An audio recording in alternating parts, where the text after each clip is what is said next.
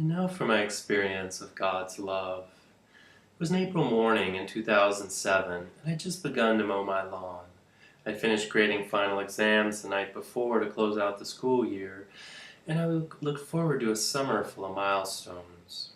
I'd be teaching my first class at the university as the sole instructor, and the only other work I had was my doctoral dissertation.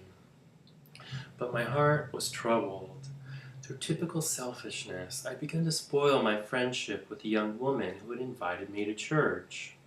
I was frustrated and even disgusted with myself because she needed real friendship.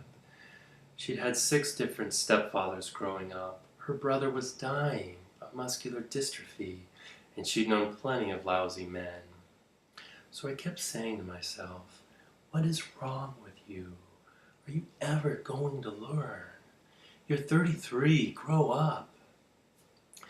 I'd often had that conversation with myself in the past, hating how I treated people and who I was becoming.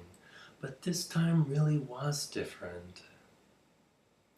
Before I'd been like St. Augustine, "Oh Lord, help me to be pure," but not just yet.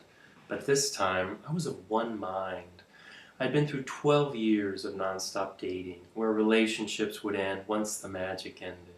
In other words, once the sex and romance began to fizzle. The mystery and beauty of women had been my great idol, and like all idols, it was a god that failed. All that was ever left after a breakup was loss, frustration, and even deeper loneliness. But now I only sought what was good for the young woman, and I committed myself to a new path. But God had had enough of my plans that were always self-contained, and relied on my own resources, my own designs, and my own upside-down worldview. But He honored my spirit of repentance. And so from this episode full of ugly habits, God brought forth His beauty, His majesty, and His mercy.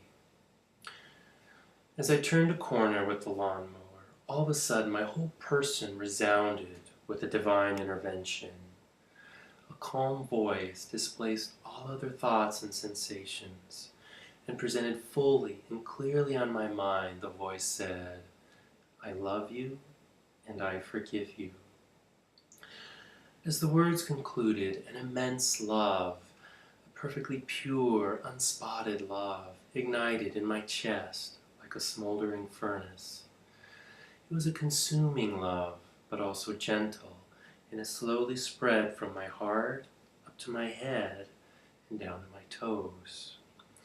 Along with this love, God placed in my mind 2 thoughts, as one places things on a shelf. The first thought was that I simply knew that He removed the chip on my shoulder, the mistrust, the wariness, the fierceness of an ex-convict. And the second thought, that God's promise, His intention, was to eventually restore me to the little boy that I'd been 25 years before my sins and the sins of others had left me the disfigured person I had become. Although sin is usually thought of as something that alienates us from God and neighbor, I had become thoroughly alienated from myself. Although everyone wants signs and wonders, the greater miracle is the renewal of a broken person, the reordering and inner transformation that only God's grace can accomplish. A few years after my conversion, I was amazed to find a verse in the book of Revelation that describes this promise.